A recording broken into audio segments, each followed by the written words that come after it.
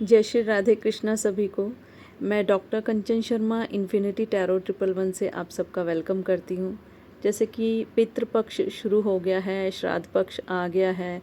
ये जो दिन होते हैं, इन दिनों में हमारे पितृ हमारे घर आते हैं और अगर हम उनका स्वागत अच्छी तरह से करते हैं, ब्राह्मण भोजन कराते हैं, जो भी नियम हैं उनका पालन करते हैं, तो वो हमें शुभ आशीर्वाद देकर जाते हैं। और इसी तरह से मैं इस क्रम में आपको आज बताने जा रही हूँ कि श्राद्ध पक्ष में ब्राह्मण भोजन कराने से पितरों का आशीर्वाद किस तरह से मिलता है और किन चीज़ों का आपको ध्यान रखना चाहिए।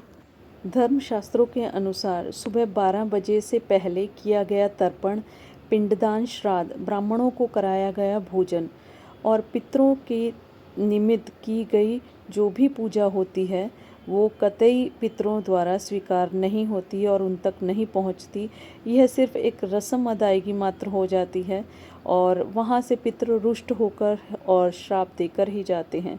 अगर आप चाहते हैं कि आपके पितरों का शुभ आशीर्वाद मिले तो आपको कुछ बातों का ध्यान रखना पड़ेगा।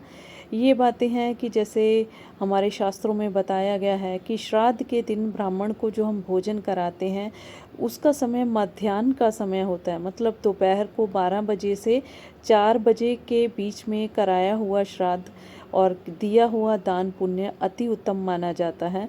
और इसी क्रम में श्राद्ध के समय श्राद्ध की तिथि का होना अति आवश्यक है।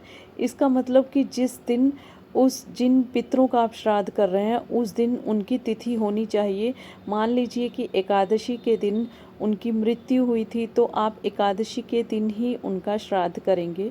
और जिस व्यक्ति के पास श्राद्ध कराने के लिए कुछ भी ना हो तो दोनों भुजाएं आकाश की तरफ उठाकर प्रार्थना करें कि हे मेरे पितृगण, मेरे पास श्राद्ध कराने के लिए उपयुक्त ना तो धन है ना धान्यादि है, हाँ मेरे पास आपके श्राद्ध के लिए भक्ति ही है। आप उसी को स्वीकार कीजिए और उसी से तृप्त हो जाइए। फिर उनके पितृ जिस योनि में भी हों या जिस स्थान पर भी हों उनको अमृत रूपी अन्न प्राप्त होता है और वो तृप्त होकर उनको शुभ आशीर्वाद देते हैं। ये तो अवस्था है उस समय की कि जब आपके पास करने के लिए कुछ नहीं है, ना धन है ना धान्य है, तो आप किस तरह से करें।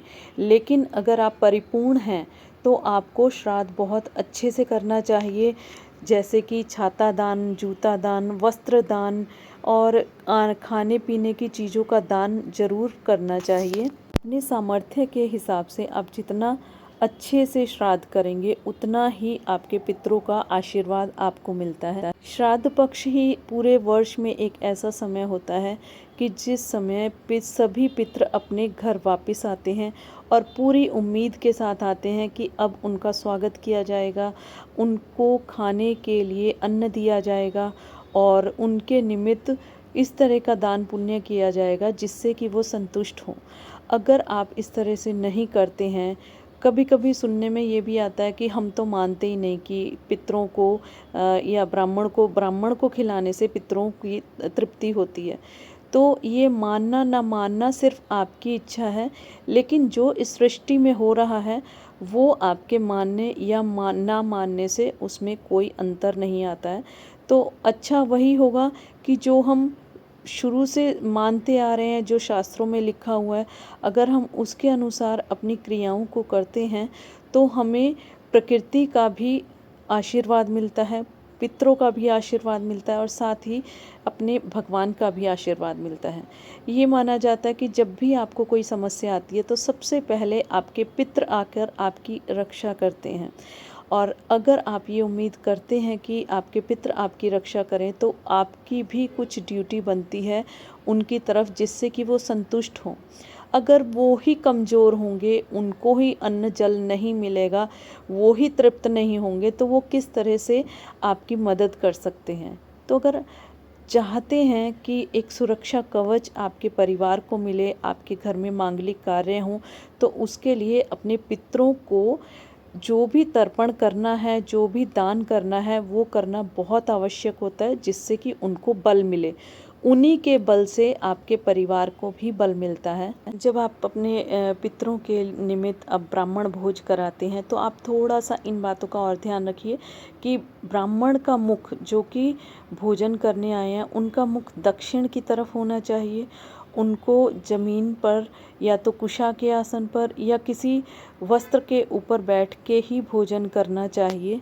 बहुत डिटेल में ना बताते हुए कुछ लाइंस में ही मैं बताना चाहूँगी कि अगर आप सोच रहे हैं कि आपको अपने पितरों के निमित्त किस तरह का दान पुण्य करना चाहिए, तो जैसे एक शरीर की आवश्यकता होती है अन्न की, वस्त्र की, उसी तरह से उनकी भी आवश्यकता होती है। तो जिस तरह से एक इंसान को खाने के लिए अन्न चाहिए, वस्त्र चाहिए, पहनने के लिए जूते चाहिए, छाता चाहिए, और जो भी सामग्री एक जीवित इंसान को चाहिए होती है, वही पितरों को चाहिए होती है। ये माना जाता है कि अगर हमारे घर पे कोई मेहमान आ रहा है और वो भूखा प्यासा जा रहा है और उसका सम्मान नहीं हो रहा है, तो हमारे पितृ रुष्ट हो जाते हैं। तो अगर हमारे पितृ ही आ रहे हैं और हम उन्हीं का सम्मान नहीं कर रहे हैं, और ब्राह्मण भोज और जो ज़रूरी विधि विधान से पूजा होनी चाहिए हम नहीं कर रहे हैं, तो आप स्वयं ही देखिए कि उनकी जो नाराज़गी होगी वो किस तरह की होगी। इस तरह की और भी इन्फॉर्मेटिव वीडियोस मैं आपके लिए लाती रहूँगी। उसके लिए आप इन्फिनिटी टैरो 111 को सब्सक्राइब कीजिए, लाइक कीजिए। अगर आपको ये वीडियो अच्छी लगी तो आप आगे शेयर कीजिए। आपका एक शेयर आपके साथ साथ और किसी को जिसको आप शेयर कर रहे हो उनके पितरों की प्रसन्नता का कारण बन सकता है। तो इस पुण्य कार्य को आप ज़रूर से कीजिए और कनेक्टेड रहिए इन्फिनिटी टैरो 111 से। मिलते हैं नेक्स्ट टाइम, तब तक के लिए राधे राधे।